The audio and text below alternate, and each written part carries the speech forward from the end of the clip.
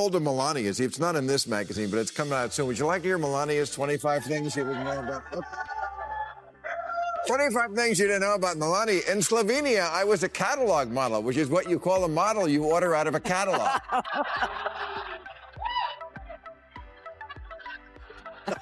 I have no first language. I hope I inspire little girls everywhere to marry for money. Oh, that's... Every scandal that clings to Donald Trump is fuel for Bill Maher's sharpest jabs. But when Melania enters the frame, the roast goes volcanic. The Epstein whispers, the shady financial games, the Chicago chaos, the laughable big beautiful bills, and the National Guard misfires all converge into one bonfire. Maher fans it with cutting humor that strips away the glossy facade, leaving raw absurdity.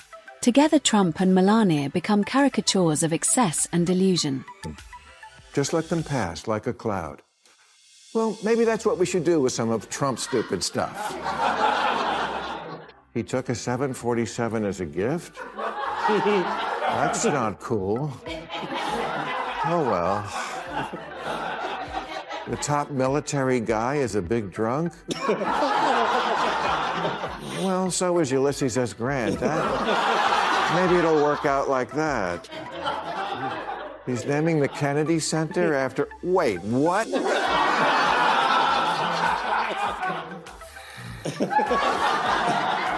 He's naming the Kennedy Center after his wife?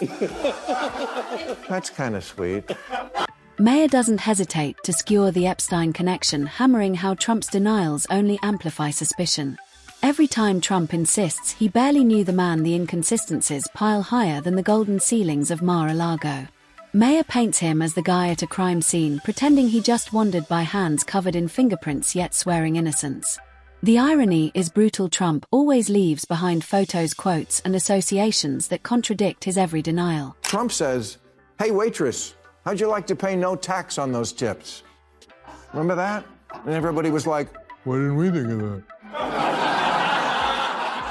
Las Vegas is a town where everybody gets tips, so maybe that's why Trump was the first Republican to win Nevada in 20 years. You know by how much?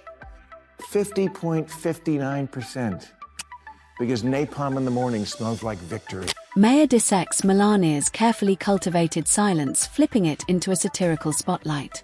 He ridicules how she manages to look aloof yet complicit at the same time. A figure who never says enough to help herself but never distances from her husband's wreckage either.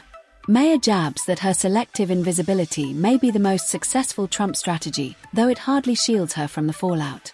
My husband, I'm reminded of the Slovenian national dish. a fat, greasy sausage filled with cheese. No. I once caught Mike Pence trying on my stilettos. Well, my Secret Service code name is That Poor, Poor Woman.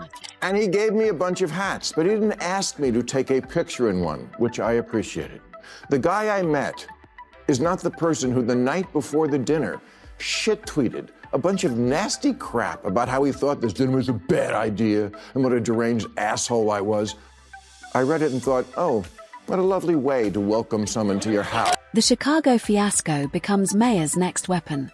Trump's attempt to project dominance by over-militarizing the city reads less like presidential authority and more like dictator cosplay gone wrong. The streets became theater stages, with Trump demanding soldiers as extras in his production. Maher rips into the absurdity, mocking how a man so desperate for control exposes his lack of it with every overstep. Trump never forgets. It's only hypocrisy if you had other beliefs to begin with. In his first term, he signed an executive order banning TikTok and then got trounced by young voters. So in 24, he campaigned on saving it. And apparently every Tide Pod eater responded. Melania enters again, not for policy but for optics. Maher savages her half-hearted gestures during crises, pointing out how they always look like they were arranged by a PR intern. Whether it's a stiff hospital visit or a scripted speech, Maher treats her appearances as product placements rather than real empathy. In his hands, she becomes the unwilling co-star in her husband's hollow drama. In his first term, he called cryptocurrency not money and based on thin air. and said it seems like a scam. And who better to know a scam? Well,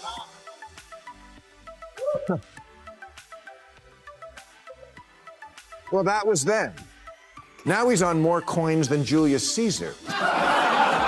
Overnight, he became the crypto candidate as opposed to Biden, the crypt keeper candidate. Then Maher tackles Trump's big beautiful bill's a phrase so hollow it writes its own parody. He mocks how legislation becomes real estate advertising proof that Trump governs like a brand manager, not a statesman. Bills judged by marketing, not merit. Melania's staged projects get the same treatment, polished campaigns that vanish overnight. Be best becomes a punchline, a slogan floating in chaos. The National Guard debacle only deepens the roast. Maher skewers Trump's obsession with troops as campaign props, painting him as a man so image-obsessed he forgets the human cost. He laughs. I'd never seen him laugh in public, but he does, including at himself. And it's not fake. Believe me, as a comedian of 40 years, I know a fake laugh when I hear it. Because he was showing me the portraits of presidents, and he pointed to Reagan and said, in all seriousness, you know, the best thing about him, his hair. Melania becomes part of this same critique. Maher points to her presence in orchestrated photos, smiling awkwardly beside Trump as though rehearsing patriotism for a magazine cover. The juxtaposition is savage Trump weaponizing troops, Melania smiling in staged poses. Neither innocent, both complicit. Epstein resurfaces tied to Trump's Houdini like escapes from accountability. Maher lampoons how Melania never addresses the clouds overhead, preferring silence while tabloid storms rage.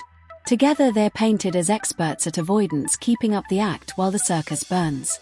I copied this list from Michelle Obama. Well, sometimes when I bounce light off my diamond, Donald's hair will chase it like a cat. I wish I knew why I have a recurring dream I'm pinned beneath a giant orange sack of shit. And if I could tell my younger self just one thing, it would be this. If you catch a leprechaun and he gives you one wish, be more specific. Maher's venom targets contradictions.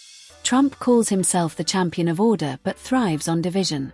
He demands loyalty but betrays allies when it suits him. He promises solutions that collapse on contact with reality. Melania's silence is framed as its own contradiction, a first lady who wants sympathy but won't acknowledge the corruption she stands beside. Their duet of hypocrisy becomes a tragicomedy. Maher ridicules the obsession with image, mocking how Trump's presidency plays like a reality TV show that ran out of plot. Each scandal is a new season, each photo op a desperate bid to stay on air, with Melania's stiff cameos as filler scenes. To ask cops, why aren't you insulted that Donald Trump thinks so little of you that in city after city he's sending in military troops to do your job? Why doesn't that piss you off? In case you took the summer off from following the news, and who could blame you if you did, America is now a country where, first in LA, then in Washington, D.C., and soon coming to a city near you, the new normal is troops in the streets. The exact thing we've never done here, except for true emergencies, and the thing we most don't want to become normal. The roast works because Maher never lets either off the hook. Trump is roasted for corruption, incompetence, and obsession with appearances. Melania for silence, complicity, and hollow image. Each scandal becomes ammo, each contradiction another nail. Maher skewers Trump's civil cases and inflated valuations, mocking how he calls palaces what banks see as fixer-uppers. Melania is tied in as the spouse who enjoys the illusion but ignores the cracks. Their robotic hand-holding and forced smiles become punchlines, marriage as contract, not connection. I don't remember exactly what we were talking about, but it must have been something with the 2020 election, because I know he used the word lost, and I distinctly remember saying, wow, I never thought I'd hear you say that. He didn't get mad. He's much more self-aware than he lets on in public. Look, I get it. It doesn't matter who he is at a private dinner with a comedian. It matters who he is on the world stage. I'm just taking as a positive that this person exists, because everything I've ever not liked about him was, I swear to God, absent, at least on this night with this guy. Maher's roast shifts to campaign chaos. He ridicules Trump's rallies as therapy sessions where grievances loop like a broken record. Melania is the absentee co-star showing up like a cameo in a series she no longer cares about. Patriotism gets skewered next. Trump's flag hugs called the cheapest cosplay. Maher contrasts it with dodged service troop misuse and hollow institutions.